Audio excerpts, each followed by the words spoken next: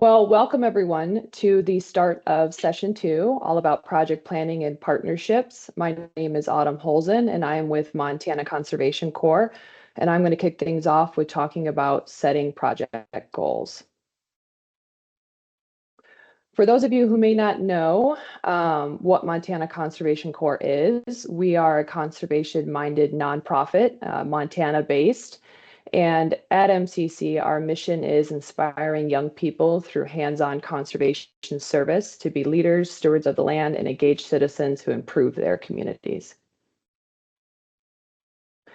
So this slide is just to give you a little bit more insight into my background with Montana Conservation Corps. I am based out of Great Falls, Montana, and I spend most of my time out in the prairies in central and eastern Montana working with various types of partners, landowners, producers, other nonprofits, community-led groups, and agency folks. I primarily work to promote and implement watershed health and drought resiliency projects. So these images are a few that I picked that kind of represent the work that I do. So I help to plan, implement, and monitor projects with landowners and partners. I also work to train our restoration crews. So that's me up in the upper right there, talking to our specialized restoration crews that do a lot of the drought resiliency work. And then I also help to plan and lead outreach events like the one that we're doing today. Um, that photo in the middle there, I like showing this one. You can't really see beyond, but that's me on the microphone talking to about 100 ranchers all about low-tech process-based restoration. A couple years ago, Montana held a range days, and they just thought it'd be a cool opportunity to teach ranchers all about low-tech process-based restoration as a tool. So yeah, it's something I love to do. It's something I enjoy, and I do love sharing knowledge about it.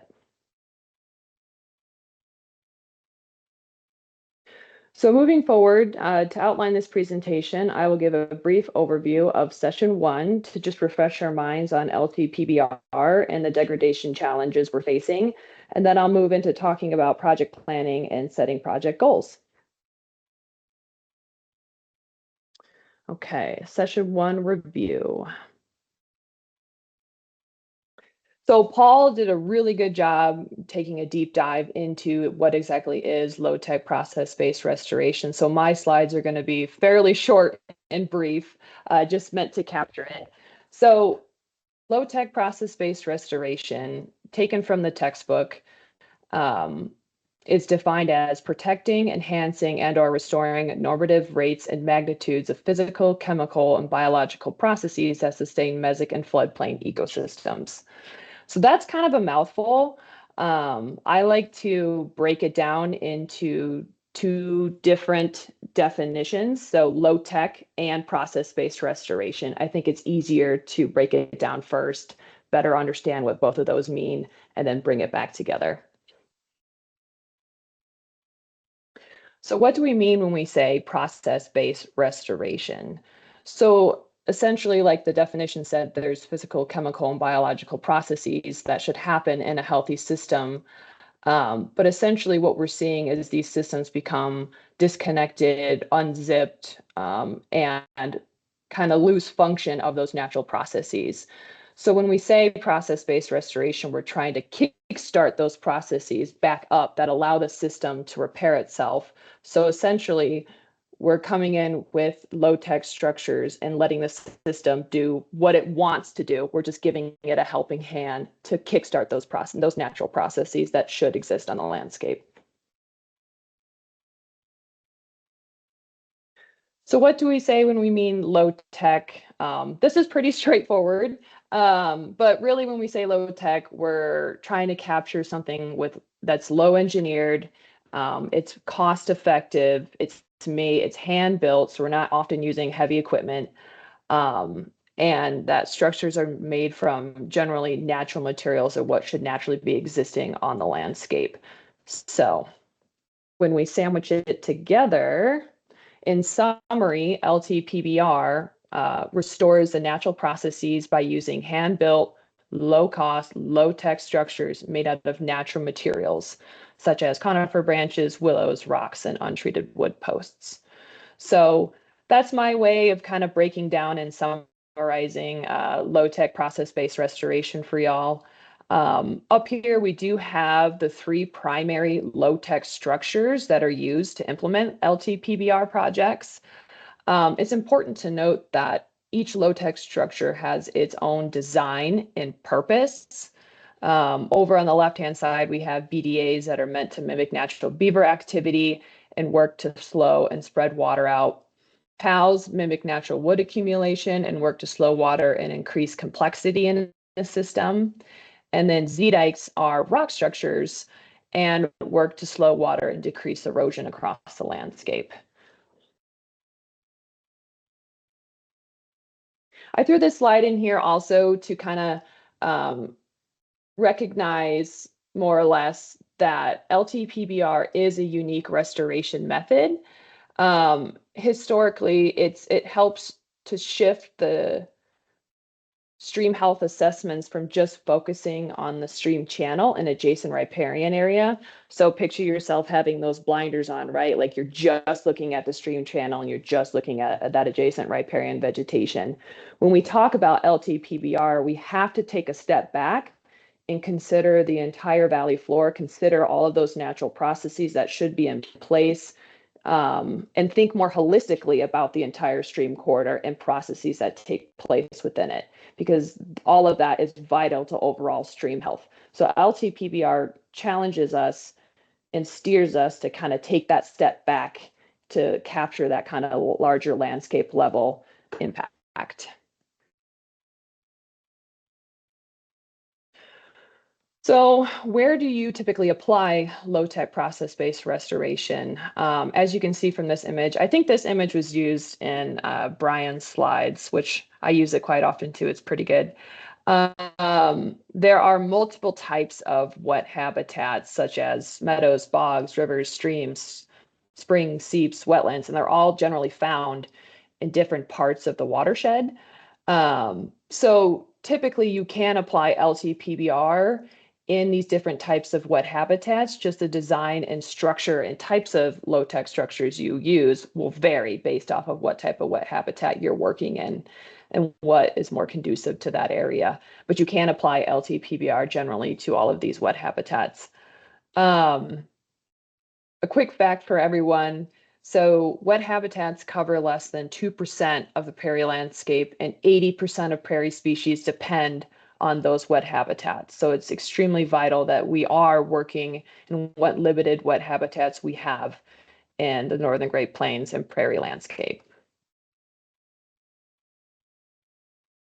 So just threw some fun facts up here again as to why we should care about these healthy wet habitats and why they are important. They act like sponges, actively capturing, storing, and slowly releasing water over time, which in turn provides late season forage and water availability for wildlife. It helps to build drought resiliency on the landscape. A healthy system will slow down, spread out, and reduce the force of water during floods. So flood resiliency. Healthy systems also provide valuable winter cover and windbreak protection. And they can't forget that they also provide vital grazing opportunities for ranchers, as the riparian vegetation holds high levels of crude protein. So there's a lot of reasons why we need to restore and protect and conserve these wet habitats.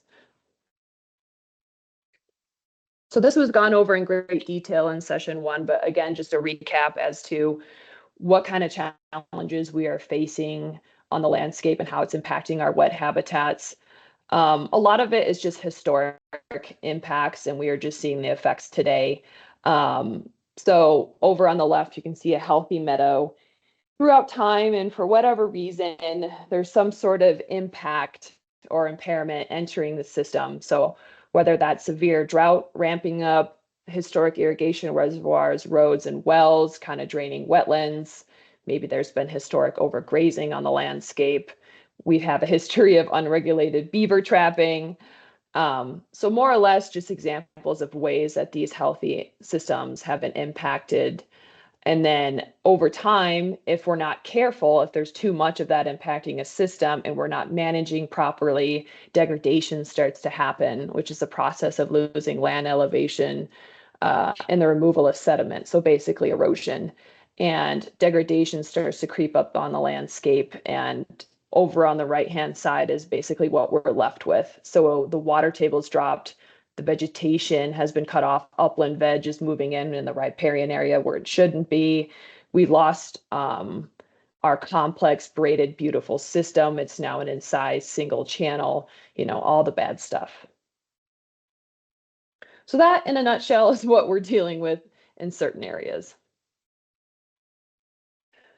So now that we're refreshed in LTPBR, why it's important and how we need and why we need to restore these wet habitats, I'll shift into talking more about LTPBR project planning and how we can set up some project goals.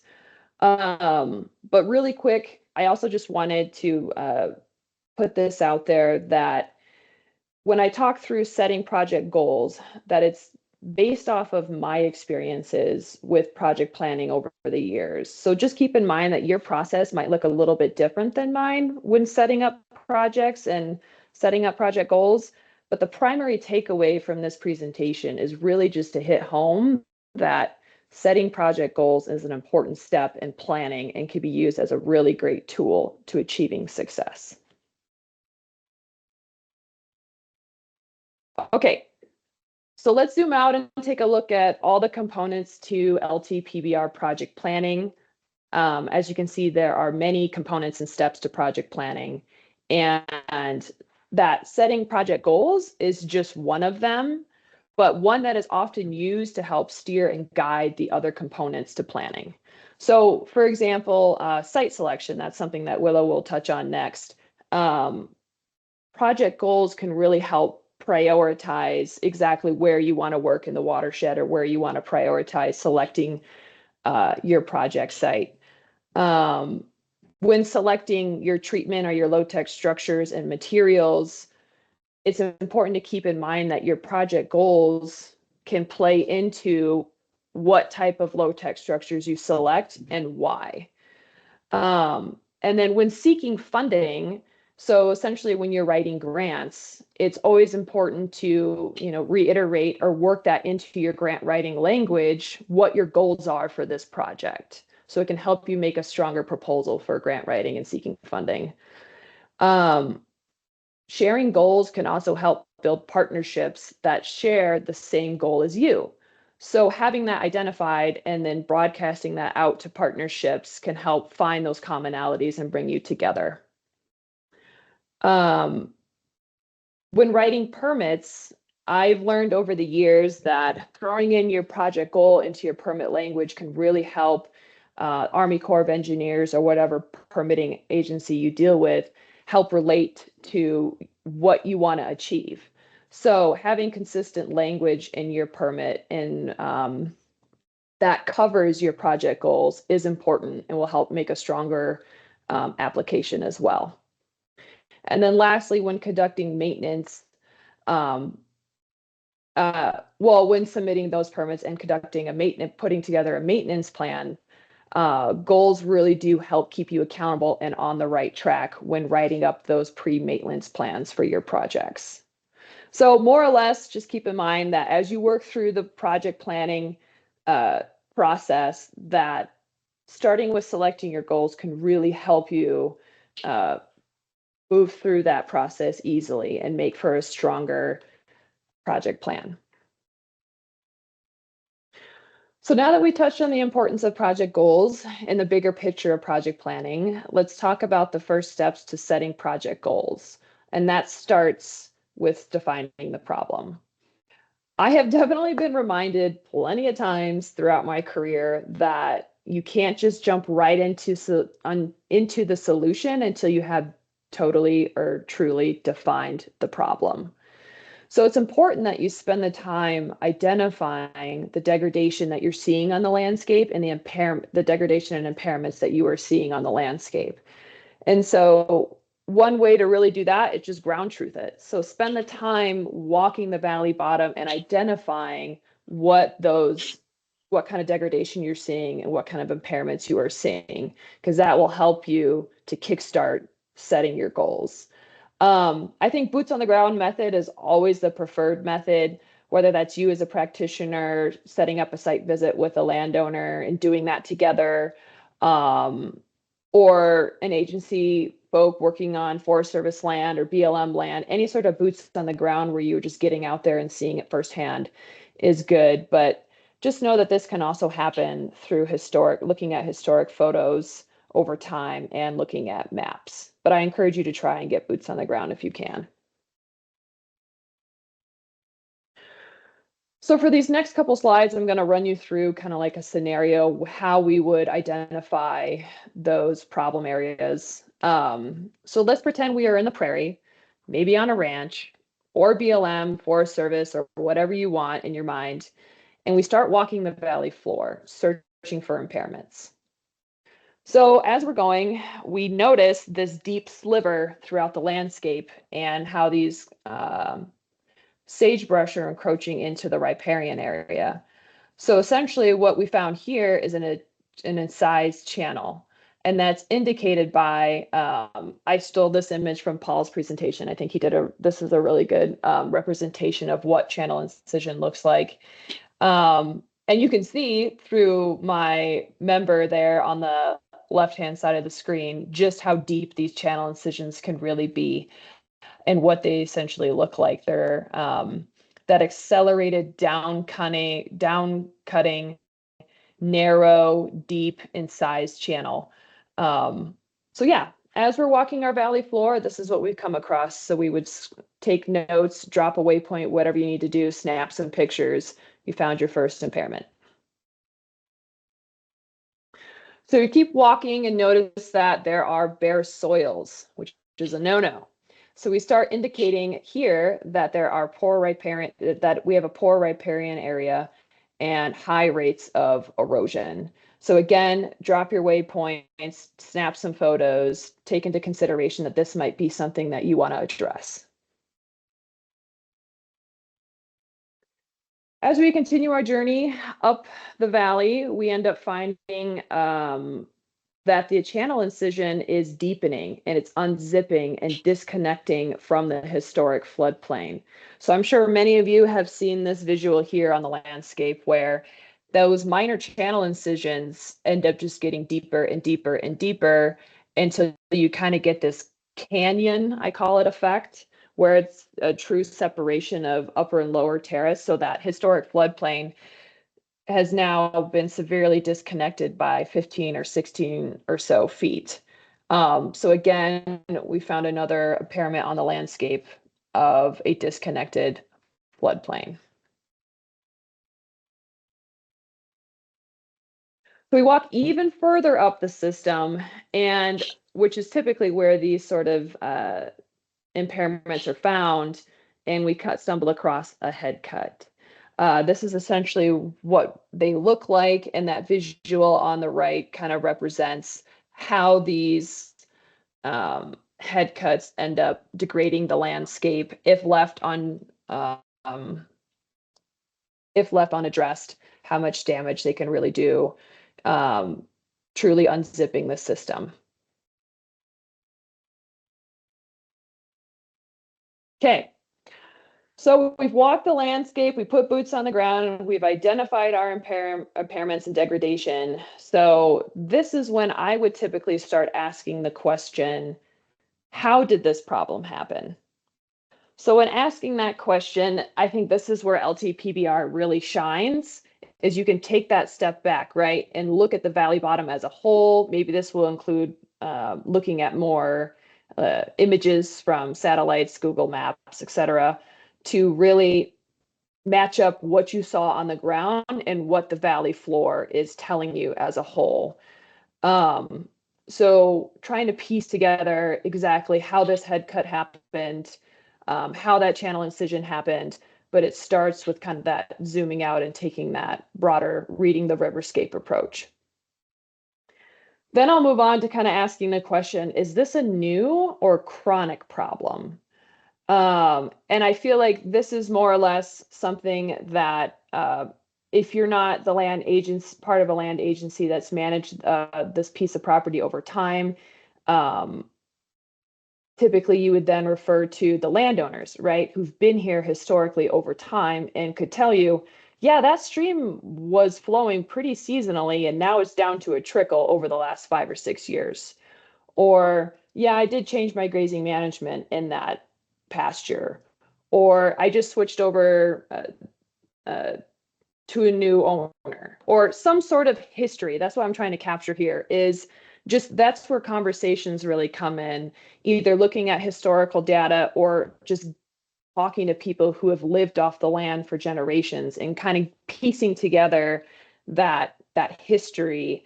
And over time together, you guys might be able to find out how these problems came to be.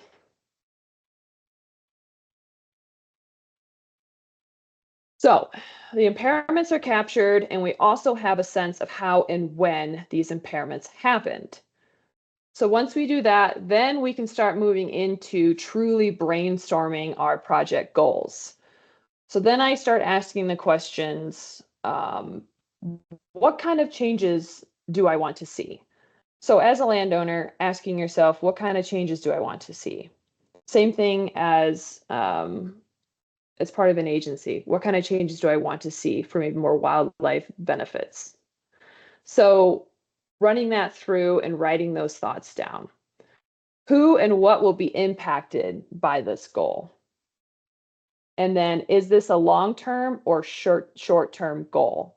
And understanding that both tend to be necessary. And it also helps consider feasibility throughout this project when you ask these questions.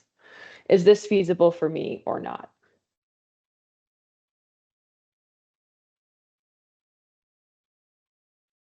Okay, so we've marked the impairments, we've thought about their origin, we've asked and considered the questions we needed to. So let's set some goals. Listed here are a few examples of project goals I have worked with across various projects. So we've got improve water quality and quantity, reconnect the floodplain, enhance fish and wildlife habitat, decrease erosion, increase riparian plant production. So these goals, just to keep in mind, were not imagined.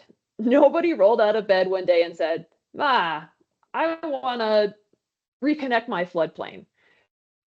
But these were goals that were carefully selected based off of seeing and observing and taking in the history and changes on the landscape and considering feasibility and resources. So basically, everything that we just went through over the last couple slides, all of that work went into selecting the project goals that you see here. Yeah, they're pretty bold statements of decrease erosion, reconnect the floodplain. But like I keep saying, there's a lot of thought and ground truthing that went into selecting these project goals. So once we select the project goals, as a project planner, your typical next step would be to put the goals into action. So how exactly do we do that? By producing objectives that help us achieve our goals. So for example, I took 2 goals from the last slide and listed a few objectives underneath. So for improving water quality and quantity, here are a few objectives that you would consider as a project planner. Well, if I want to do that, I know that I need to eventually raise the water table to help with water quantity. I need to activate the floodplain, which historically acts like our sponges, right? Capturing and storing this water if I want to help with water quantity. I need to stabilize riparian vegetation, which helps filter and attribute to water quality and holding those soils in place so we don't have excess sediment entering the system and increasing those turbidity rates. So essentially, those are the things that I'm considering when I want to address, those are the objectives I'm considering when I want to achieve that goal of improving water quality and quantity. So for the goal of reconnecting floodplains, some objectives that I would consider would be, okay, I need to build the channel bed back up. So I need to put a low-tech structure in there that helps with aggradation, which is the process of building land elevation back up. Because if I have an incised channel, I know that there's no way, maybe it'd take a 100-year flood event for it to reach its historic floodplain. But on a regular basis, it should be able to access its floodplain. So I know I need to build that channel bed back up in order to reconnect that floodplain. Additionally, another objective I would consider is typically how these floodplains become disconnected is because the system can't manage its energy effectively. It's narrow, it's in size, it's lost its complexity and sinuosity. So I know I need to induce meandering back into the system, lengthen it, which slows the energy, and so it's able to then build back up and reconnect to its floodplain.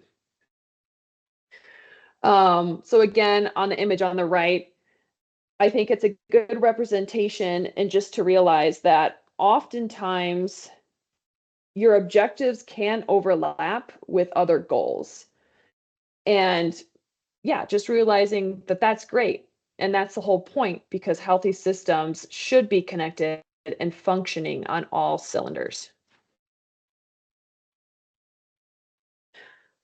So defining our goals and objectives is a necessary first step because it ultimately sets up to implement the restoration method chosen to help us achieve those goals, which is LTPBR.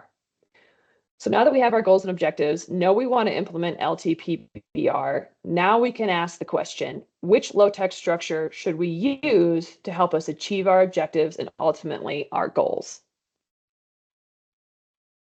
So these project goals will help drive structure selection. So again, here are the two example goals here. We have decrease erosion and improve water quality. As we talked about earlier, and as Paul talked about in session 1, these different types of low-tech structures have different purposes and different designs for a reason, right? And that's to help you achieve your goals. So if we're really trying to decrease erosion on a project site, we're more than likely going to be using a lot of rock structures, especially if we have a lot of head cuts. So those severe erosion issues like head cuts, those Zuni bowls would often be used.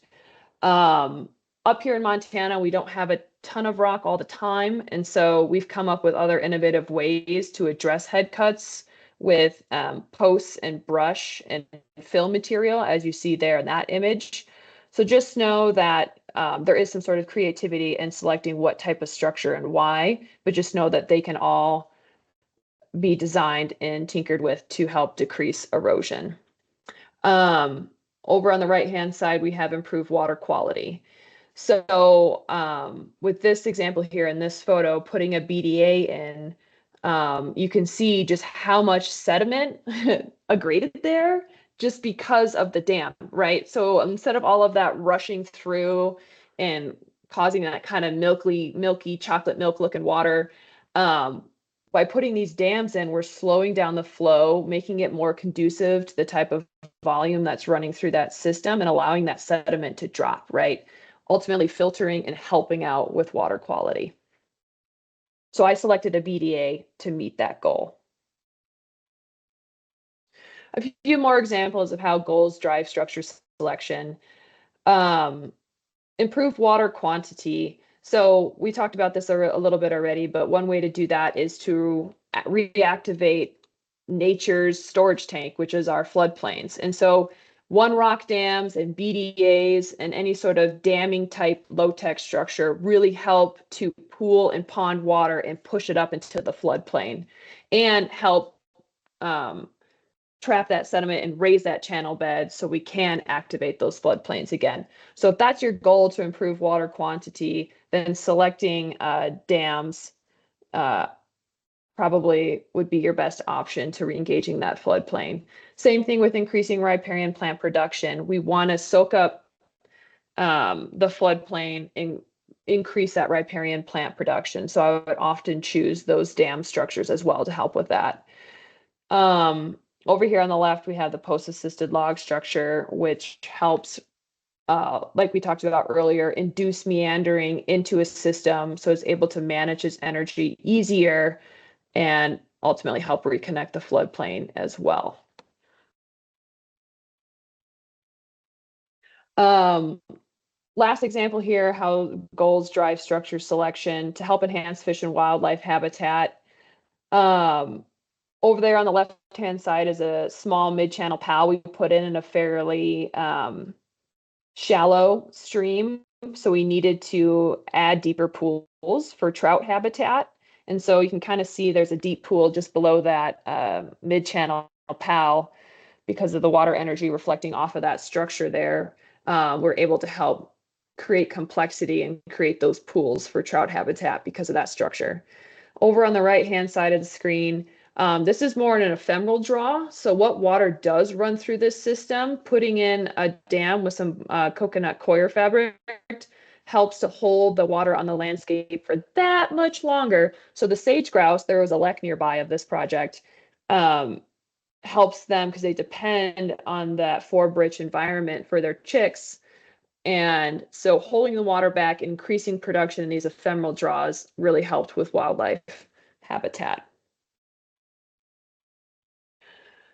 So to kind of wrap things up, I wanted to go over a few quick success stories of how we've started. We went through all that, selecting our impairments, figuring out, asking those questions, figuring out which goals work for the landowner, for the agency, for the practitioner. And for this specific project, the main goal was to reconnect the floodplain. And like we talked about, the one structure that we selected to help us do that were the beaver dam analogs, or the structures that have the damming capabilities and ponding and pooling capabilities. Um, and they worked. I love these photos. On the one on the left, you can see these BDAs are channel spanning structures. And so you can see just how much wider and re-engaged that channel is now. A lot of the soils, uh, a lot of the sediment was deposited. It built up the channel bed. It's now a much more conducive channel width that is now able to access its floodplain. Over there on the right-hand side, I love this photo too, because this was a fairly incised system, about 5 feet deep. We put in multiple BDAs, and they, over the years, were all filled up. So that sediment deposited and pretty much buried our BDAs, so much so, it even plants started to grow on the newly deposited soils, those alluvial soils.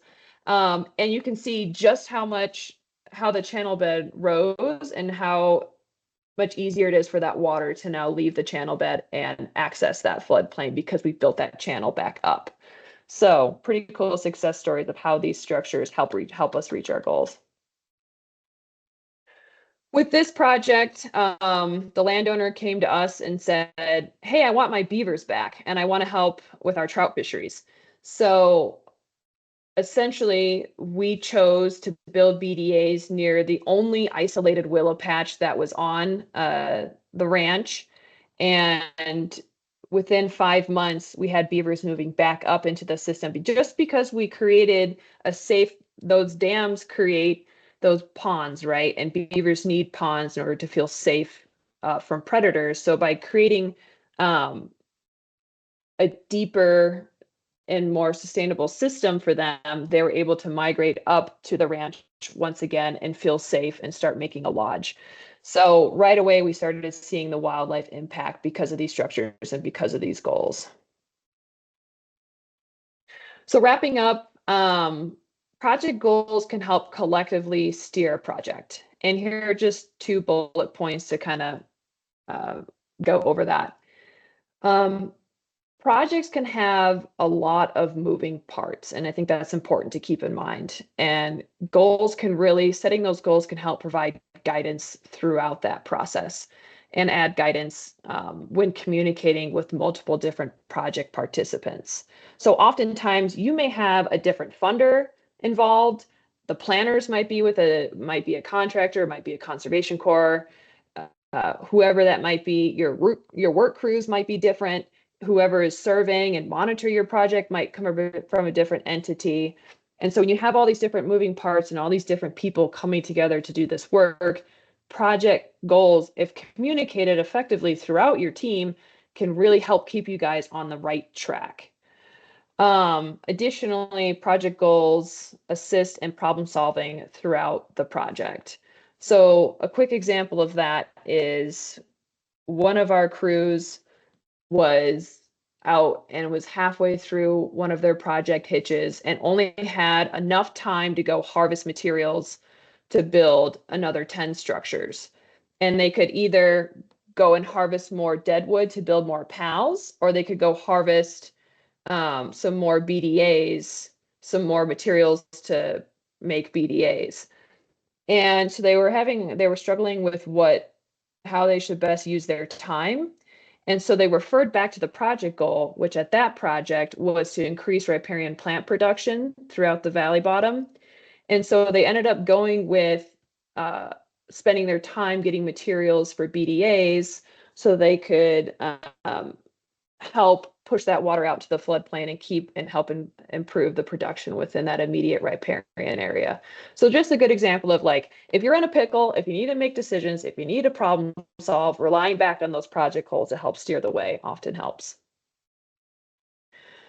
Last slide, just leaving you with some considerations and lessons I have learned. Projects could have multiple goals, and that often complement each other. And I think that's something not to shy away from, but to embrace. And the fact that different goals bring different people to the table. And it's important that we embrace what brings those people there to begin with. You may be involved in this project because you want to help out from the wildlife perspective, but said landowner is involved in the project because they want to build more drought resiliency and increase riparian plant production. So they may have been brought to the table for different goals and different reasons. And same with you, but as long as you can communicate, these goals can overlap and complement each other, and just, overall embrace what brings people to the table. Certain goals may need to happen first in order to accomplish a later goal. So, for example, if you have a severely narrow, straight channel and you want to reconnect the floodplain, it's going to take a lot of time to build that channel bed back up. But then more importantly, you have a very straight and narrow channel, so you need to induce more meandering back into that channel. So your first goal would be to build more PALs to induce more meandering. And then after a couple years, when that system is more sinuous, then you can come in with your dams and build the channel bed back up and give it a chance to reactivate into its floodplain. So just realizing sometimes other goals need to happen first in order to achieve a later goal. Lastly, this plays into the principles of LTPBR, but restoration does not happen overnight. And so making assessments and being adaptable will just equal greater success in achieving your goals over time. So I'm a habitat biologist for the game and fish, and really my job is to develop habitat projects in high priority habitats. And I really think that this concept of high priority, when we talk about wildlife habitat, is pretty important.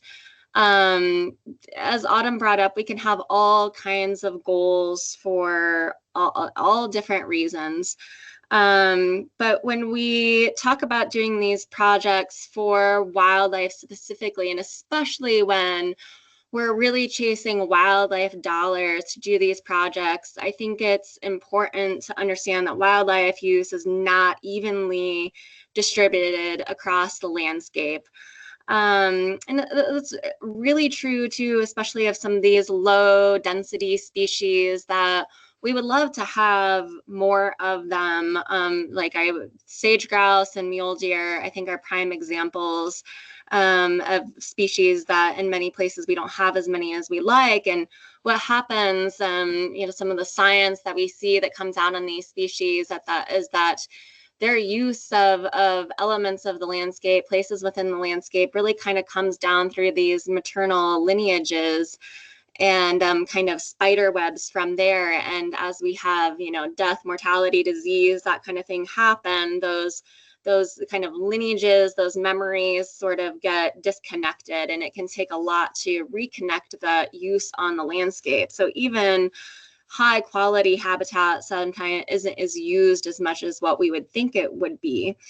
And so I remember when I was doing my graduate work and my master's thesis over in Northwest Colorado, and it was based on you know, wildlife habitat quality linked to management decisions that landowners and lessees were making.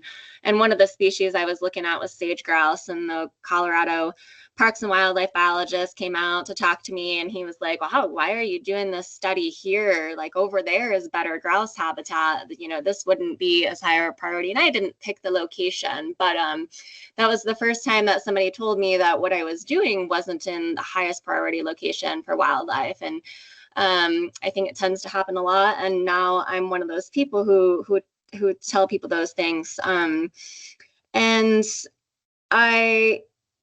I think that, like I said, when it comes to using wildlife dollars for these projects, and especially when wildlife dollars make up the majority of the funding as we begin to kind of increase scale of these types of things, really having an understanding of what those habitat values are, I think is super important.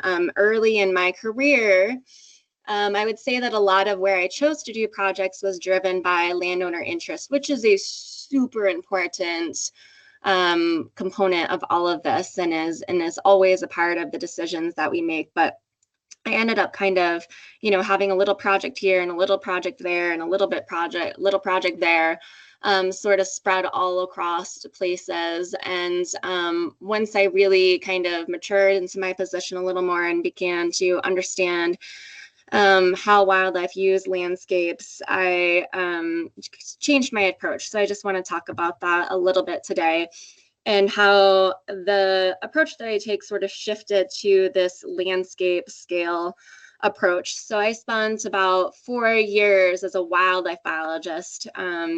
After coming to work for Game and Fish, I had been doing habitat for a while, switched into wildlife biologist for a little while, and that really changed my perspective, or broadened my perspective on the scale at which wildlife use habitat and use the country. So from spending time in a helicopter, flying these deer herds, doing population assessments, also really diving into some of the GPS collar data, watching how these critters were using the landscape, also spending a lot of time observing wildlife personally.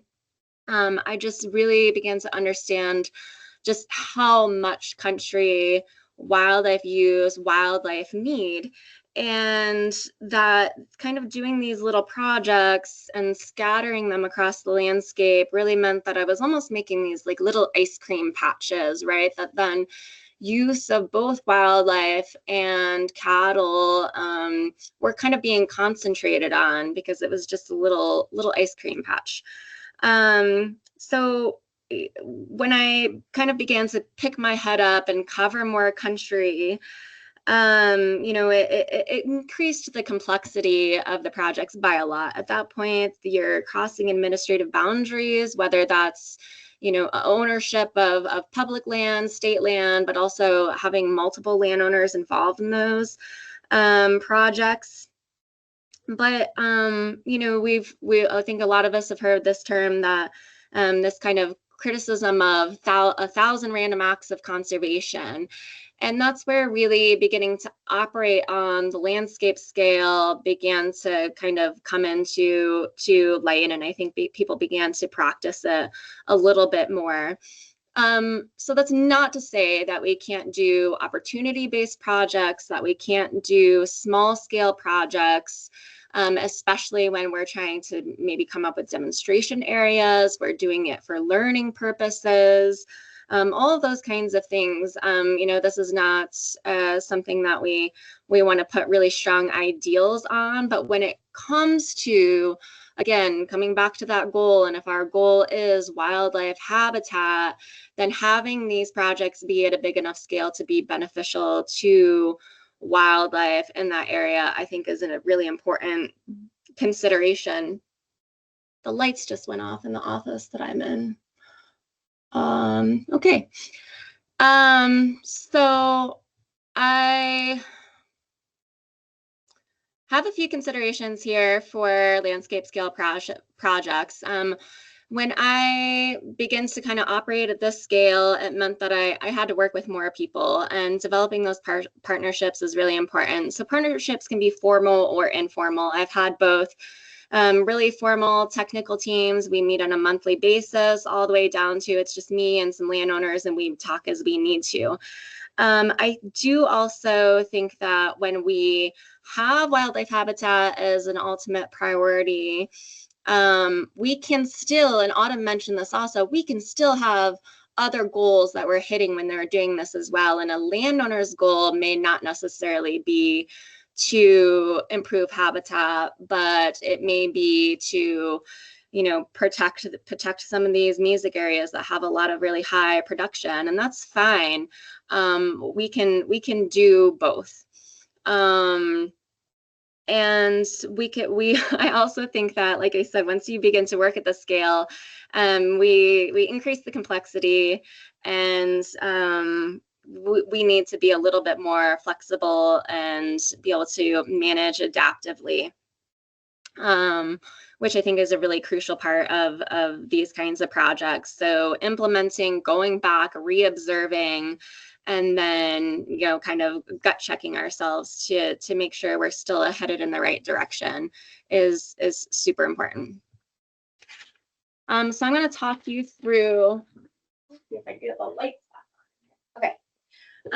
An example project area that I've been working on, some Z-dikes in, and it's a project that also has multiple other components in it. But one of the reasons that I am working in this area is that it is a really high priority for wildlife, and I'm going to go through a little mapping exercise here to show you that, how we kind of landed on this being a priority area. But in addition to that, some of the other factors that going into this is that just Game and Fish has a long history in the area. We've done a lot of other projects in the area. Many of the landowners are enrolled in our hunting access programs. And that's important for us because some of the dollars that we bring to this table are coming from sportsmen. So having that private land sportsman access is really important. There are also landowners who are invested in, you know, being part of the solution for wildlife. You know, for example, we have too many elk in a lot of areas, and it creates habitat quality declines, as well as a whole suite of other issues for private landowners. And so these are the landowners who are really coming to the table to work with us on some of those issues. I do love the intermix of public and private land too when working with these, and not necessarily always just ending my project at a place where, you know, it's just an administrative boundary. You might have to do that sometimes to begin with and to get going, but kind of always saying, what can we do to get on the other side of this and make this a connected project, I think is a really good exercise to go through. And then, you know, on top of that is that there's this, I think, really big need to implement these techniques, and especially techniques that we're still learning about on places that are already pretty intact, are in pretty good shape, that have good baseline grazing management and management practices. You know, once we get into severely degraded and poorly managed land, the amount of work and the amount of money that we have to throw at that area to kind of get it up to par, it becomes a lot. And I see this kind of shift in the paradigm of working with these all kinds of systems, and kind of going to the good stuff and seeing what we can do to keep it good. And you'll see that those ideas kind of permeated through cheatgrass management or any kind of annual invasive grass management. Brian Mueller's group is, you know, pushing out that defend the core strategy. For those of you who follow that kind of thing, we see it in conifer management, where we're also getting this, you know, science to support addressing conifer encroachments, you know, as a way to kind of address the change and disturbance and forests across the landscape, and that, you know, the bang for the buck is working in encroached areas and keeping that from spreading while it's still pretty cheap to do it. It's very similar with, I think, these kinds of projects where we're working in mesic habitats of where can we go, what's the low-hanging fruits that we can work with to really kind of pick up these areas. So this example project area that I have is an example of that. Really good country, has a lot of high, good quality habitat, and we just need to come in and do some things to really just pick it up. So on this next slide, you'll see on the left, and I'm going to get into this project from a different mapping perspective, but Paul Jones is helping me plan this project. You can see the map on the left if it's caught up on your end. It's both hand-built and equipment-built structures. This is in Bates Hole in Natrona County. And there's quite a few, and what we really did is kind of work in this bulk of this drainage all the way from where it came out of the mountains to where this drainage then entered into the East Fork of Bates Creek. And we're not going to be able to do all of these structures in one go. It's going to take us a couple of years, but I have this plan and this kind of overarching development to be able to communicate with everybody so we can show them the big picture that what we have of what we have here.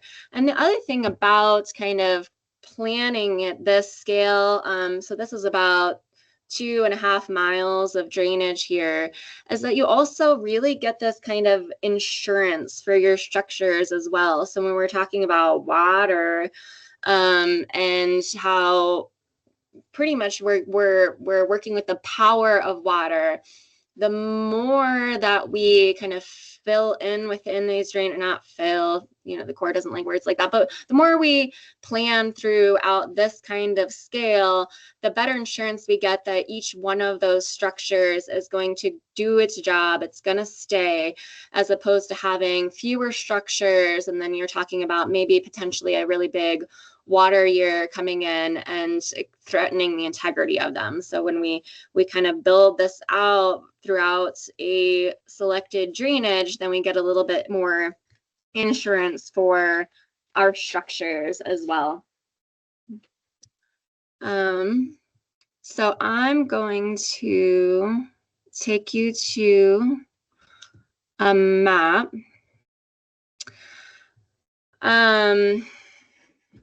And I don't know if you can see this yet, I'll talk about it. So one of the things that I have been working on is I really like the idea of being able to see where we've decided to put structures kind of along with photos. And I've been trying to have messed around with some ways to do that in a way that people who don't have programs like ArcMap will be able to see and view. So for example, the contractors that I'm training to do this work, they're not ARC Proers, so that's not useful for them. I can give them locations and things like you know, Google Earth and Onyx. We use Onyx a lot, but sometimes the pictures are difficult to work with from that context. And so this Google My Maps, I just wanted to throw out here because this is the best way that I've found on a free program to be able to do this. If you take your site photos in Google Photos, they will be geo-referenced, and then you can upload them into Google My Maps. And then you can also upload a KML of all of your sites. I'm going to pull us into Google Earth to show you this a little bit closer, this map that I have here. But so that's the other beautiful part, is that you get this into Google My Maps, and then you can open it up into a Google Earth view, which I think is really nice as well. But the reason I wanted to show you this, so talking about ideals, is that this is really good country. I'm going to show you a little bit on ArcPro, why it's good country for wildlife, really good country. But what is happening in this landscape is that there's a transmission line that's being built on the eastern half of this country. And it's otherwise pretty undisturbed country. It ticks all of my other boxes. I was able to get mitigation money from that transmission line to help fund this. So this is like near site mitigation. Without that, I probably would have chosen an area farther away from the transmission line to do this work. But what it enabled me to do is to have enough money to hire a consultant like Paul to be able to learn these techniques, have a little bit of inefficiency from the contractor standpoint as we're learning these. And so that was a trade-off that I was willing to make. And so even though I'm saying that we need to really work hard to have these be the best projects for wildlife, if we're using wildlife money, again, having those like really idealism concepts, we're not going to get anywhere with a leadership development course through our agency. And one of our guest speakers said, let's be sure to not make perfect the enemy of good, right? It ticks a lot of boxes. Wish that transmission line wasn't there, but at the end of the day, it's the mitigation from money from that is allowing me to do a lot of good for this landscape. So I'm actually I was gonna show you the ARC map first before I went into that. So I'm gonna go back to that.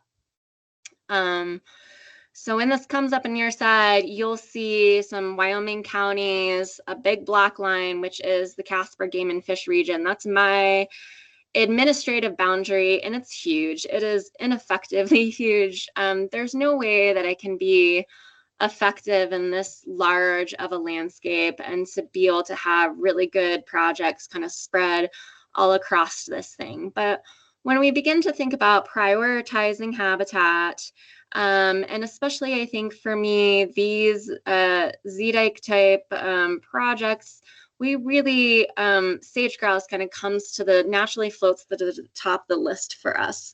So if I throw on the sage grouse core areas there, you can see that it kind of, it takes a lot of country off the map, so to speak. But that's still a ton of country to do things in. When I throw on the LEC layers, and then we're thinking about doing these projects within a few miles of LECs in order for them to have the most bang for their buck, then it kind of helps us get a little bit better picture where our priority areas might be, and totally respect the fact that this LEC data is no longer available as it once was. That's a whole different discussion, but we have folks who are willing to help you go through this exercise if this type of data isn't available to you. All these other layers are. And I've mentioned mule deer a few times. They're an animal or species that we manage that aren't generally doing as well as we'd like to, so they're a priority for us. And if you add crucial layers in on top of that, you can see that changes it, kind of restricts it a little bit more. And then antelope are another one. We kind of take antelope for granted in Wyoming, just because we're used to having so many of them, and we see them everywhere, but they can have their own challenges. And so antelope crucial range is this final green layer that I put up in here. And so if you look at this country, so Casper's right in here, this is Bates Hole and kind of the beginning of Shirley Basin. You'll see the North Platte River complexes over on this side if my screen is keeping up to my speaking here. So you can see this stuff in southern Natrona County, how those layers stack up on top of each other. And so that's why this particular landscape is a priority for us for wildlife. And the other Z-dike type projects I have are over here in the Thunder Basin grasslands, Converse, Weston County.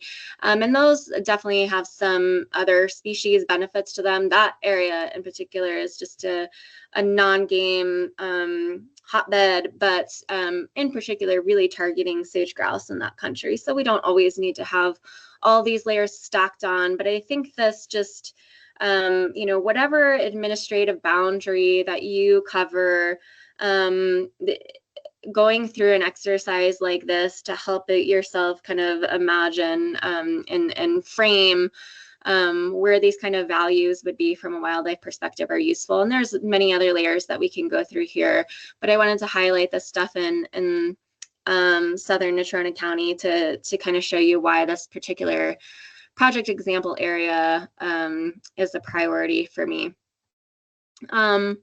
So back to this Google My Maps, you can see these locations here. I'm going to go ahead and take us into Google Earth, which this Google My Maps just segues right into Google Earth, but so that I'm not scrolling around on you, I already have it pulled up.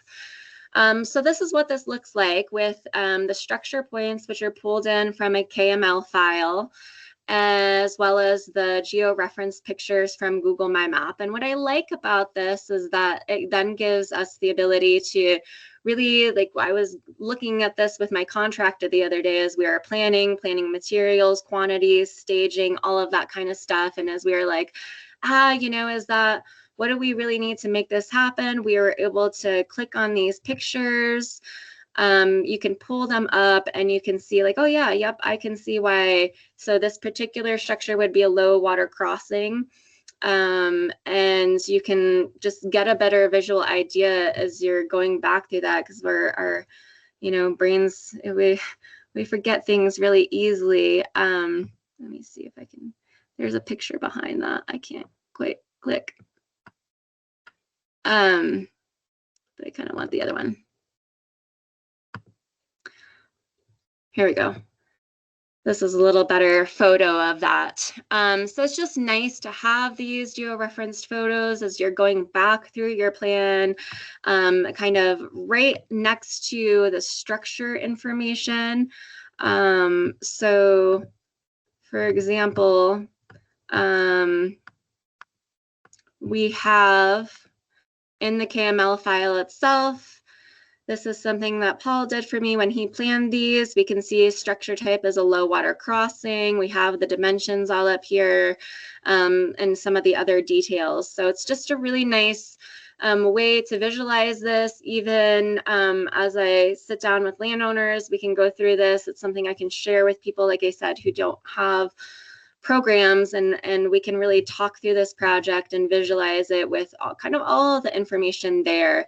Of course, we have spreadsheets separate from this for coming up with our, you know, tallying up all of our quantity estimates and costs and everything like this. But I really like this. It's just available, so I wanted to show that to people. The other thing I like about pulling this into this Google Earth format like this is that you can turn on historical imagery. So as an example, we all know that 2012 was super dry. We can take a look at what that looks like and then contrast it with a year like 2015, where we had good moisture in this country. And I think what you know, it's just fun to look through those. But even if you look through 2012, you can see that there were still some green areas in this landscape, even in that kind of drought. And what we're looking to do is kind of increase those areas that have a little bit more greenness like that on years like this. Would really be the win, I think, for everyone, landowners, wildlife folks, and kind of everyone involved. So yeah, it's just a nice way to visualize this once you're to the point that you're actually putting your project together. So I just wanted to highlight that.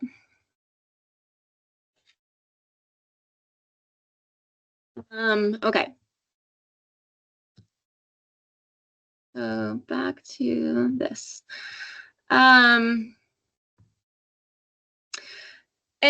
so, once you really have this idea of where your priority areas are for wildlife across the landscape, I think the most important thing that you can do is to spend time covering that country. My favorite is horseback.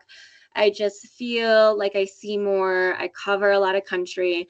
So one of the things that I do when I have landowners express interest to me that they would like to do some kind of project, work to improve their land, they have some sort of objective.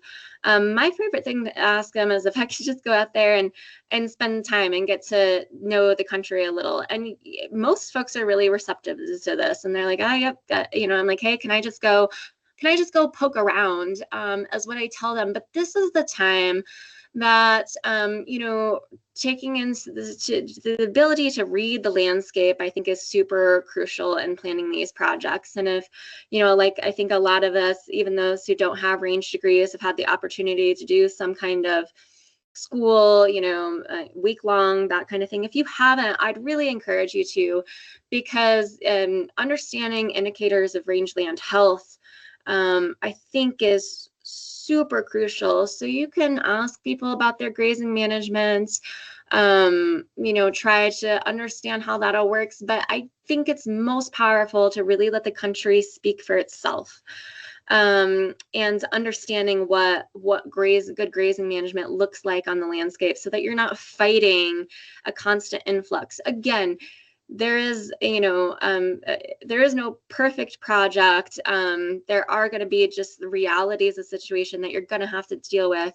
But I mean, it's so helpful to just know and to understand and begin to connect the pieces, and to spend the time out there asking why, and observing. And I would put this at just the forefront of importance for anything. I would put just spending time out there looking and observing way over even monitoring. I mean, monitoring is wonderful. It's super useful. It gives you that objective take, but there is nothing that can replace actually just spending time on the landscape, and getting that broader look. So often I think that there's some problem area that somebody wants to address. We get in a truck, we go out there, we look at that area, we're like, yep, something needs to be done with this. But even as Autumn was saying, like, really kind of coming out of that, looking at that entire valley bottom or whatever it is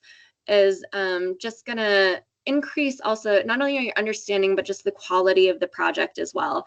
And every time you go, you will see something new. And every time you do something, your eye will be calibrated in a different way. So I don't know how many of you, attended our workshop in the Thunder Basin grasslands. From last year, we recently did a walkthrough of that one. And, our eyes are just seeing different things than what they did when we started. And that's awesome. Did we do those projects perfectly? No, but we're learning from them, and you can't learn unless you actually go back out and look, or just spend a lot of time looking to begin with. So use the powers of your own observation. Nothing can be replaced. Even all the GIS layers in the world can't tell you as much as going out there and actually being in the country can. And so I think then the beautiful part about doing these projects, and kind of picking our heads up and looking at the entirety of the picture, is that in reality, restoring the hydrology of the system is super crucial, really important, and also protecting the hydrology of the system. But it's usually not the only thing that's going on in a landscape. There's usually other things. And so just be open to what other things that we can work on, and building a comprehensive project, because if wildlife is one of our main goals, then having these other components be addressed and be part of our plan are equally important. And so these are all of these other components that I picked up on when I spent time in this project area developing developing this. And so I also think that funders really tend to love these comprehensive projects that take in, quality of habitat from multiple different perspectives. And I've been pretty successful getting these more comprehensive projects funded. And I think too that, building these little bit bigger projects, a little bit higher investment, it's also highly efficient too. When I do, and I'm not saying that I never do smaller projects or pilot projects or those things. We do them for very specific reasons, but I tend to spend a lot more time driving to these small projects. And when I have these kind of larger, more comprehensive projects, it's very efficient with my time too, because by then I've driven up there and I can do multiple things with my time all at once. Yeah. I'm just going through my notes here to see if I hit on everything. So I know that we probably won't break out for questions right now, but I think Willow, what I had. I think we're doing pretty good on time. I think we can go ahead and take some questions, especially since we've kind of rearranged our schedule anyway. And Okay. We do have one question in the chat right now from Janet. In a plan like this, referring to the East Fork, do you work from the top to the bottom of the watershed? And how do you prioritize which structures to do first? Yeah, that's a great question. So we talked about this. So Paul, he put together a priority for us that had to do with protection first. So stopping the damage, stopping the erosion, and then kind of segueing into the picking things up, right? And that restoration piece. So stopping the damage first would be the priority, and then building things up would be your second one. In this particular case, as we evaluated our funding and contractor availability and materials and all of that, we're going to be able to do this whole project in 2 years. So half of it this year, half of it next year. Given that we don't anticipate a ton of degradation between this year and next year, we're just going to do it, kind of from whatever is efficient to get to with all of our materials, and just work down each of those little drainages rather than, doing the, right, so you have a little side drainage and it has a head cut, and then maybe you have some one rock dam type structures going below it. We're just going to do all those in one. If we had a bigger time gap in between those, we would just do the head cut and then move over to the next drainage, address that head cut. Really, thank you, Willow, for taking the time to put that together and presenting and sharing your perspective. I think it's really interesting to hear, and we kind of got to see a little bit of that from both Autumn and Willow, kind of seeing how they walk through these projects and some of the similarities to how they approach prioritizing areas and identifying specific needs for a site and so on and so forth. And I know for me, that's really helpful in being able to kind of figure out how I would go about doing that, and thinking about other project sites that I've looked at, thinking about the project site we're going to be working on for the workshop, and how much I've learned from that. I was able to go to Willow's workshop last fall, as well as one in Buffalo a couple of years ago in Johnson County. And so, I agree with Willow. It takes time just being out on the land, looking at it and talking to people that have been doing this for a while, that point things out to you. And then all of a sudden you're like, oh yeah, now I see it. And once you see it, you can't unsee it, which isn't necessarily a bad thing, but sometimes you want to just look out on the land and just appreciate its beauty. But then sometimes you just see all of these issues and challenges that we could address through these processes that we're discussing today. And then you're like, oh, there's so many places to work. So, but I appreciate Autumn and Willow helping us to identify how to prioritize those areas. I think that's really important in our work, because as Willow discussed, there's never digital places to work, and so but we do have a shortage of time availability and funding, and so we need to prioritize those areas that we work in. So if there's no other questions, I'm going to go ahead and jump into my presentation to wrap us up here. All right, so I'm going to talk a little bit today about improving conservation through collaboration. And both Willow and Autumn have touched on this a little bit already. But I'm going to touch on a few things too that came to my mind as I was thinking about this workshop, thinking about conservation and collaboration and partnerships. And how much more effective our work is when we are collaborating and working together. And it reminded me of a presentation I gave several years ago when I used to work for the University of Wyoming Extension. And I presented this to the Wyoming Wheat Growers Association when I was giving a presentation on extension and what extension can do for you. And so I brought a big floor puzzle that my kids like to put together. And I took pieces of the puzzle and I put them under people's chairs. And so I built part of the puzzle at the front of the room, and then I had people find the puzzle pieces under their chairs and bring them up. And at the end, there was still one piece missing. And I pulled that piece out of my pocket and put it into the puzzle. And I said, this is really how this process is supposed to work.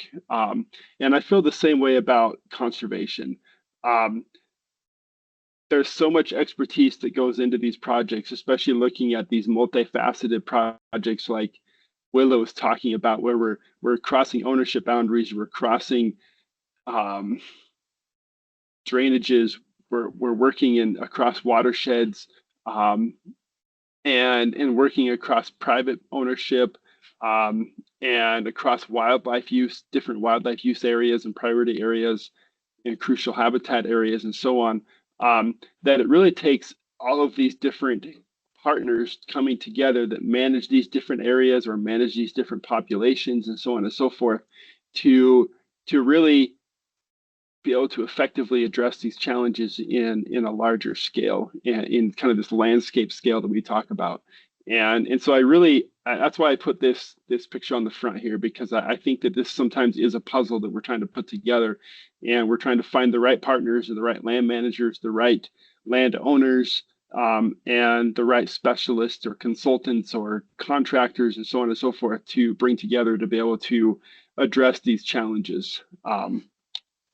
And as I was doing some searching online, I was just trying to find, what is out there about collaboration. And I found this article from back in 2021 in the Study in Biological Conservation Journal, which I'd never even heard of before, but might have some really interesting articles in there. I might have to check it out some more. But there was a study done, and this was kind of a survey of the literature that was performed, and it's looking at the collaborative conservation in the United States, a review of motivations, goals, and outcomes.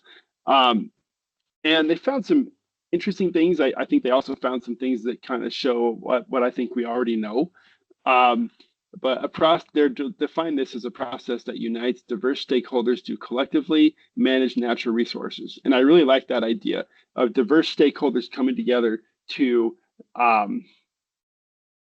address these common goals of managing our natural resources, right?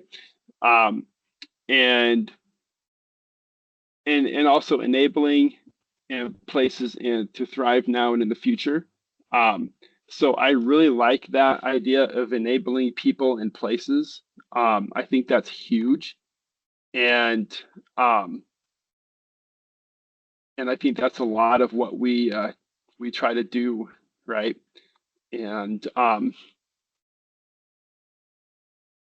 we're bringing together private and public stakeholders to collaborate on environmental issues. The solutions that emerge can be more effective, innovative, and longer lasting. I really do believe that. I've seen that myself in projects and programs. when we bring multiple stakeholders together, I think we come up with better solutions. We get more buy-in, and I think longer term we have a better impact and a larger scale impact. In contrast, environmental problems addressed only through centralized government-led efforts can be more difficult to resolve and may foster public mistrust of the government institutions charged with managing natural resources. And I apologize for reading these verbatim, but these are specific quotes I took out of the research article that I thought were very pertinent to our discussion today. And as I read that, I was thinking, well, duh, but I'm not putting that on the centralized government-led efforts. I'm saying that we just work better when we work together. And one of the reasons that conservation districts were created in the first place was because after they created the Soil Conservation Service and other entities such as that, they realized that they didn't have the on-the-ground expertise to know what needed to be done, where, and where they could work to be most effective and what strategies were going to be the best. And so they created the conservation districts, which are locally led by local boards, to then provide that local input. And so I think the same thing happens when we work with partners that are on the ground, that are working with the landowners, that are working on the land and approaching it from different perspectives based on the goals of their entity. When we bring all of those together, we get that same benefit. We get that local expertise. We get that specific expertise on their specific goals. And when we mesh those together, I think that we really are successful. And some of the criteria that they were using to identify specific entities were entities that included multiple partnerships and at least one government agency. So these are very, very multifaceted entities that they are looking for. They're not just saying, oh, conservation districts are an entity, which they are, but not in this context, because they were looking for partnerships where conservation districts, public and private entities, and government were all coming together. And I doubt anybody would be surprised to find that their motivation findings were water, wildlife, sustainable land management, across boundaries management, fire mitigation, empowering local communities, enforcing regulations, game species management, endangered species. I think every one of us would look at this list and be like, yes, those are all the things that we work on a daily basis, right?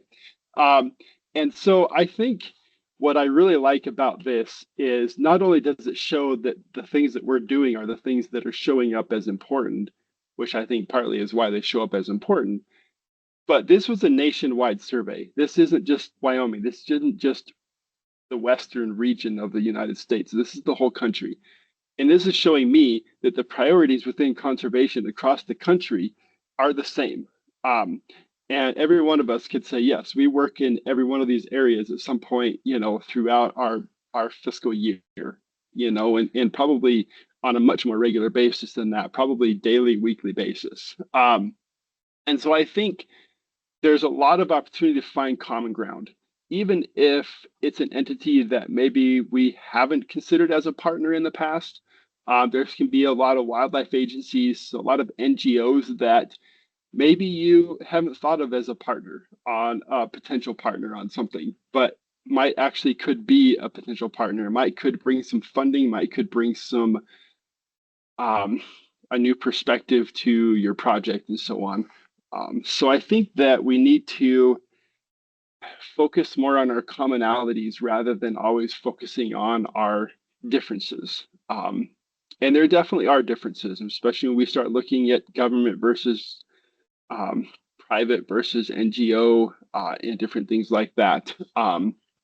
But we can find a lot of commonalities there, and I think there's a lot of strength and opportunity for that.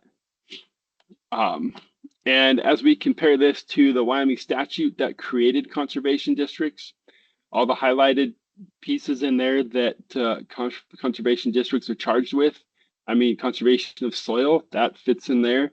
Water resources, prevention of soil erosion, flood prevention, disposal of water, stabilizing ranching, farming operations. I think all of those things fit into these priorities that were identified here. So, so definitely, um, definitely on par with what I would, expect and what I think all of our priorities are.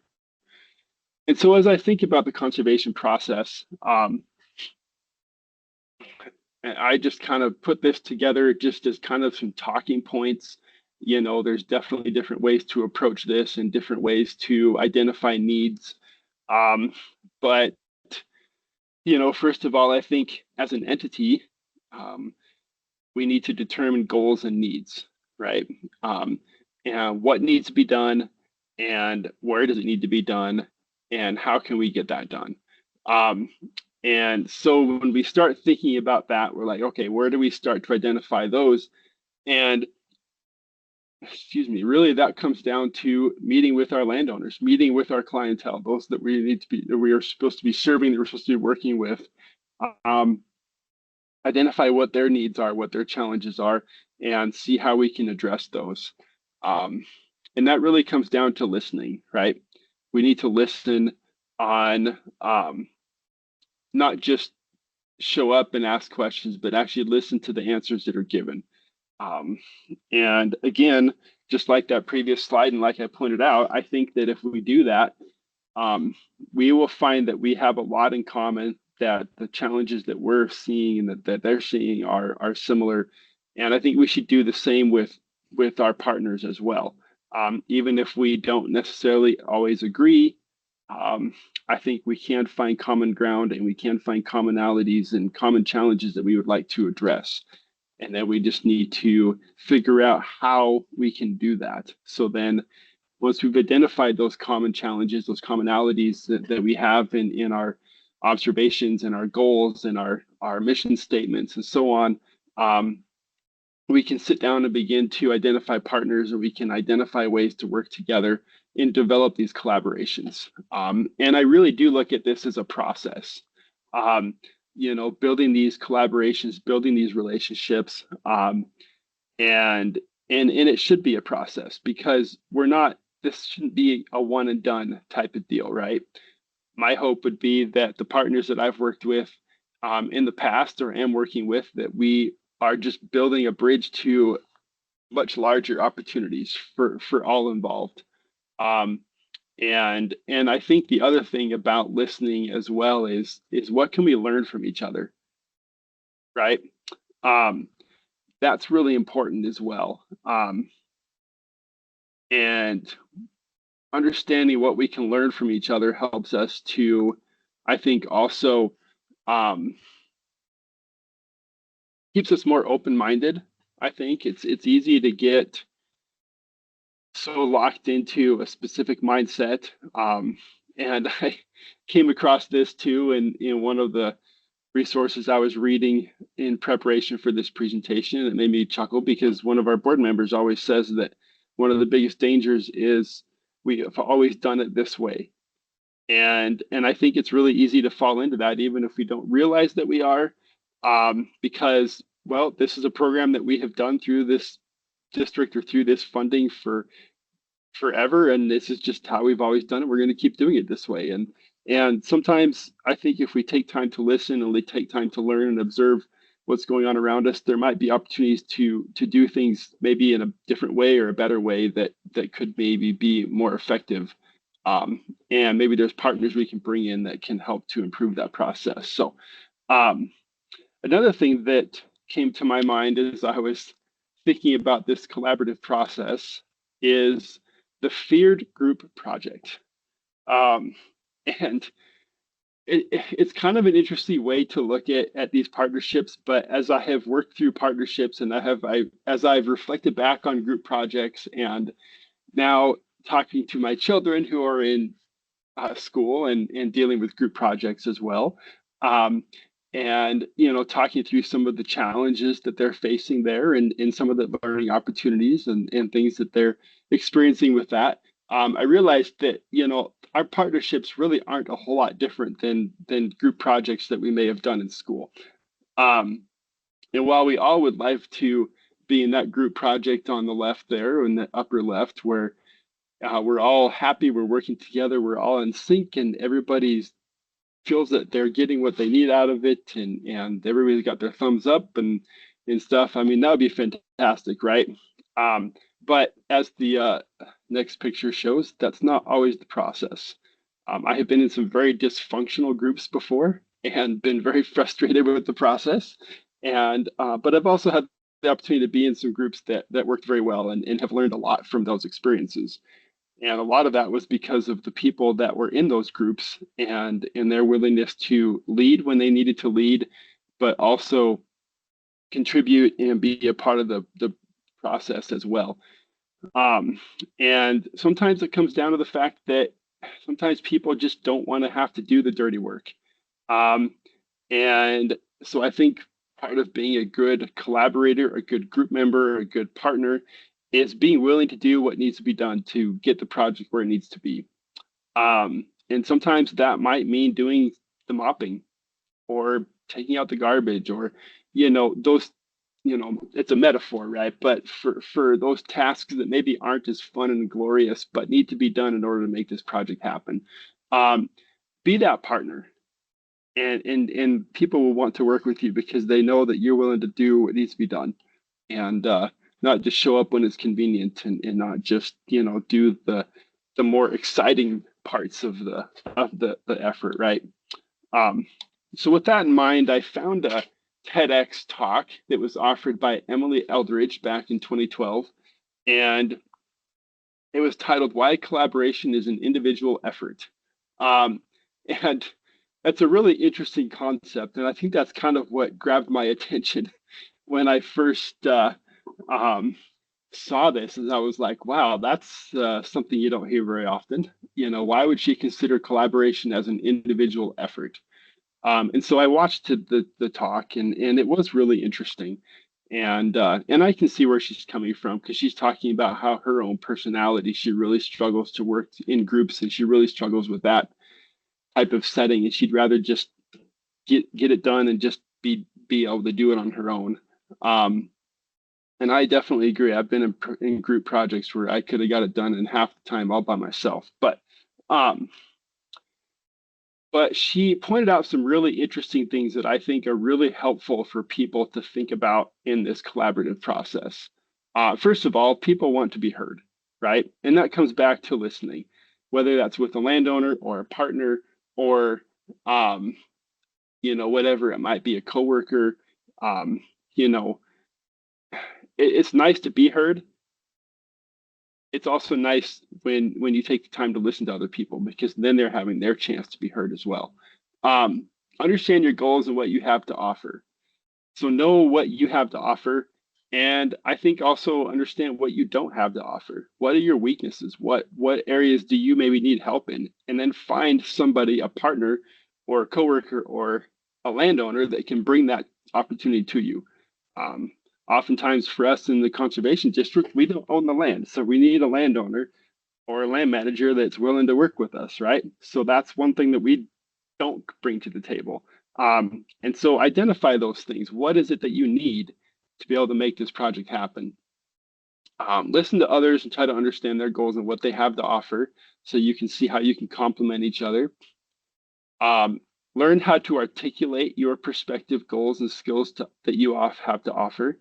I think understanding your goals is one thing. Being able to articulate them to somebody else is another thing. So, understand your mission, understand what it is that you want out of this partnership or this project or whatever it is that you're approaching. So taking time to really understand that and understand what others are bringing to the table, I think helps to lend itself a lot to the conversation in helping you better understand how you can work together and how you can help each other out. And then you need to identify priority goals at that point, right? And Autumn talked a little bit about that earlier. Explain your quirks. I really thought this was hilarious when she mentioned it. But she talked about explaining your weaknesses, or not even that, but just like differences in your character. And she mentioned that sometimes people that she worked with they'd have this long conversation, and then they wouldn't have anything to say. And she thought, well, they're just not paying attention. But they'd come to the next meeting, and then they'd have all kinds of comments and thoughts and stuff. And it was purely because they just had to go and process things and then come back. And so she said, if that's how you work, talk about that, say that, explain your quirks to your partners, your group members, whatever. And use that as an opportunity to say, hey, this is how I am, this is what I do, and this is, what you can expect. And it's kind of a funny idea, but I think there could be a lot of value in that. Value the process, encourage others. I think those are really important in understanding that it is a process, first of all, and encouraging others to be a part of that process. I think that if we really genuinely want to work with others and really value their input, we're going to listen and we're going to encourage them to contribute, and we're going to listen to what they contribute. So they're going to want to contribute more. If somebody feels that they are heard and that they're having valuable input in the process, they're going to be more likely to share more in the future. Know your goal. We talked about that. Work hard. Be willing to do the dirty work when it needs to be done. And like I already said, collaboration leads to a better outcome for everybody, and certainly better than what you would have come up with on your own. When you have the right partners together and you're working well together on sharing your goals and valuing each other's input. So another resource I came across was a newsletter from the U.S. Fish and Wildlife Service, Conservation in HD newsletter, volume 8. And this whole newsletter was talking about the collaborative process, and it was guidance back to Game and Fish employee or U.S. Fish and Wildlife Service employees about how to go about the collaborative process. And they defined it as a process through which parties who see different aspects of a problem can constructively explore their differences and search for solutions that go beyond what any one of them might have thought possible. And when I read that, I was like, yep, nailed it. That is just a perfect example of this process that I'm trying to describe here and what I had envisioned in my head. And I think that's one of the great things about the collaborative process is that when we bring people together, they have different life experiences, they have different goals, they see things in a different way. And I have learned so much from people that just see things in a different way and then share that with me. And then I'm like, oh, wow, I'd never thought of it like that, because here I was over here thinking about all of this stuff and never even looked at it from that perspective. And so it's such a great definition here. And I think it can also help expand projects beyond an individual entity's capacity. So I think building capacity is a huge component of the collaborative process, because we only have so much time in a day and so much money and so much availability and so much expertise to share on a project. But when we bring in others, they have more to share and they can expand on that. They bring new skills and resources as well as funding to a project. So if you're bringing other partners, you have more opportunity to bring in additional skills, funding, and so on to help expand that project. And innovative ideas and experience. I think that's just absolutely huge, and it has definitely been my experience in these processes. So, so they talk about 5 different steps that we can go through to try to build on this conservation partnership. And I like this cartoon in the bottom corner here too on their newsletter. It says, one guy says to the other, he says, sometimes I think the collaborative process would work better without you. I'm sure we could probably all sympathize with that and probably have had experiences where we're like, geez, I could have done this by myself a long time ago. So, but hopefully we can look at the value and see the benefit beyond, the process itself and maybe some of the hindrances that sometimes can come with that too. So, and we've kind of touched on these already. So but building on common ground. So again, finding your commonality, is a great place to start, because I think that helps to build and solidify that partnership in the beginning. Find boundary spanners. I really like that term a lot, and they basically talk about that as being somebody, a person or an entity that can span across ownership boundaries, span across different goals, different objectives and mission statements, and so on and so forth, to be able to bring a group together. And I think that's a great role, and certainly a role, I think, for conservation districts, but I think it's a role that we can all serve in, depending on the situation and the opportunity. But to be able to bring these types of projects together like we're talking about, and these multifaceted projects like Willow mentioned, I think it really takes somebody that can do that, that can speak to a landowner, that can speak to a government agency entity, they can speak to an NGO, and bring everybody together and help them find their commonality and say, hey, this is what we're trying to do here. Let's work together on it. Employ systematic processes. So build processes into this. So processes for feedback, for sharing ideas, and for implementing decisions. The more partners you bring in, the more difficult it is to make a decision, right? Because everybody needs to be able to have some input into it, and everybody needs to feel heard in that process. And so you've got to have processes for making those decisions made. It could be that you bring in a professional facilitator to help with some of those things, or it could be less formal than that, but still a way that you're making sure that everyone is aware of the process, and has a way to provide input and be heard. Create new opportunities for interaction. So I think these partnerships really do that by opening up more ideas, more opportunities. One of the things that we thought about with this workshop here was a hybrid workshop, where we do the 3 virtual sessions and then the in-person. And that came out of discussions as a committee, as a group, working through the process of trying to figure out what was the best way to disseminate this information to the widest array of people. And this is one of the ideas we came up with. So, so I think there's a lot of neat opportunities that come out of that. And focus on people and relationships. And I absolutely love this one, because I think that is the most important factor we need to be considering. And I hope that we never lose sight of that. That in the end, it's about people and relationships. And if we can remember that, everything else will fall into place, because people will know that we care, and they will want to be a part of the process. And I think that goes for all of our partners, our landowners, our coworkers, our other entity partners, and so on and so forth. So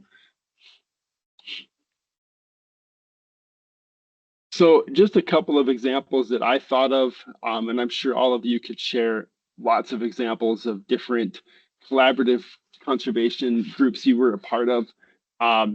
But here, about 12 years ago or so, maybe a little bit more, probably getting closer to almost 15 years ago now, we had a really big mountain pine beetle epidemic here in the Black Hills.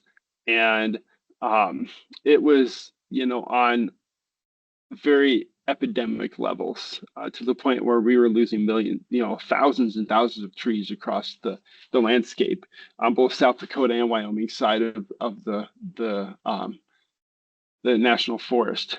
And it brought together a really wide array of partners. It brought together state governments, even federal government entities, U.S. Forest Service, BLM, Game and Fish, NRCS, FSA. It brought together conservation districts. It brought together landowners. It brought together the timber industry, consulting foresters. There's some other private forestry nonprofit groups throughout the Black Hills as well. And they all came together, and they called this group the Black Hills Resilient Forest Partnership. And it was such a great partnership, because they brought together so many entities and everybody had the same purpose. We have got to stop the mountain pine beetle epidemic, and we've got to try and save our forest and try to mitigate the loss of trees. And this collaborative, while I wasn't a part of it, I'm a part of this group now. as I've stepped into this role here about 5 years ago now. And while the epidemic is gone, we're still meeting on a monthly basis and discussing challenges that we're seeing and discussing issues and concerns. And this has continued to be a very successful collaborative because we still have all of these partners represented there that were originally there. Wyoming State Forestry, South Dakota State Forestry is there as well. But we've got all of these entities and we meet on a regular basis. And so it's so great because we can get updates on a regular basis, not only on projects, but also concerns and issues and so on and so forth. And it's just been a great partnership, and one that's really lasted, which I think is really key. Another one is the prairie dog control in the Thunder Basin National Grassland, and that has led to the formation back in 2015 of the Thunder Basin National Grassland Working Group, which I'm also a part of. And that spans all the way across the Thunder Basin National Grassland, which is like 3 counties, and it's part of the Medbo National Forest. And it pulls in county entities, it pulls in some different NGOs, it pulls in, there's the Thunder Basin, what is it? Dave Pellet's group, his research group. And then there's also, this is a really interesting group because there's also some wildlife groups in there, like World Wildlife Foundation and some others that are in there. And those aren't typically groups that you see working with ranchers and the Forest Service and conservation districts and county commissioners association, and so on and so forth. And it definitely does lead to some very different opinions on the control of prairie dogs. And if you look at the final plan that they came up with, it's very, very interesting because in one area this one year, they'll be poisoning prairie dogs, while in another area, they're dusting for plague. And this was the compromise that came out of this effort. And when I first joined this group and I first heard about this plan, I looked at it and I was like, you've got to be kidding me. There's no way that all these people sat down and agreed to that.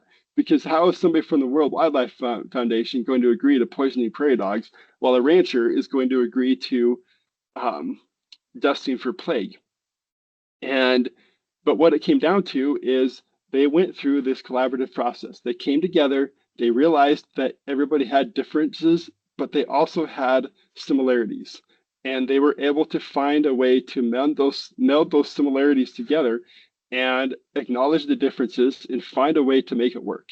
And while it has had some challenges from some different NGOs and in court and different things like that, it's so far held its own, and I think it will because of the collaborative effort that was put into it. And I think it's such a prime example of how this process can be super successful if people are willing to work. And I guarantee you there was really, really tough discussions, and there still are. But there's also a respect because everybody that is part of that group has gone through this process together, and they realize, like, okay, if we actually want this to work, we have got to figure out how to make this work. Otherwise, we're just going to keep killing prairie dogs, or we're going to keep dusting for plague, and nobody's ever going to be happy because we're just going to keep arguing about it all the time. And so I think it's such an amazing example of how this process can work. And I realize these are a larger scale than maybe what we're talking about, but I think the process that has gone through to create these partnerships is the same that we need to go through to create these projects like what Willow's talking about, where we're bringing multiple entities together in a common purpose. And I think it's also really important to think about what opportunities can come out of these for us too. Some of these types of projects can come out of these discussions and these partnerships, and those things are happening all the time too. And as I think about low-tech process-based restoration, and I look across Weston County and our region, and I look across Wyoming and even the West, we have such a checkerboard ownership.